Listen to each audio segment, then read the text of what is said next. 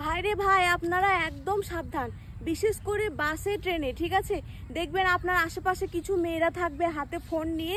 শুধুমাত্র আপনি কখন একটু ভুল করবেন বা ভুল করলেন না, গায়ে পড়ে ধাক্কাধাক্কি করে আপনার হচ্ছে সামান্য একটা ভুল, তারা এমন বড় সিন ক্রিয়েট করবে এবং এমনভাবে আপনাকে হ্যারাসমেন্ট করবে, আপনার কোনো দোষ নেই এটা জানার সত্ত্বেও 5টা মানুষ আশেপাশে দেখবে, তবুও কিছু বলবে না।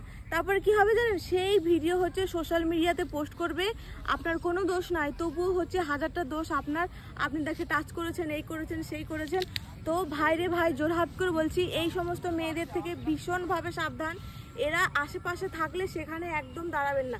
এরা হচ্ছে সুযোগ খুঁজে বেড়াচ্ছে, ঠিক আছে, ভাইরাল হওয়ার জন্য, সামান্য কিছু ভিউজ পাওয়ার জন্য শুধুমাত্র আপনাদেরকে টার্গেট করছে, সুযোগ খুঁজে বেড়াচ্ছে, আর হিন্দু মুসলিম মাঝখানে লাগিয়ে দিচ্ছে।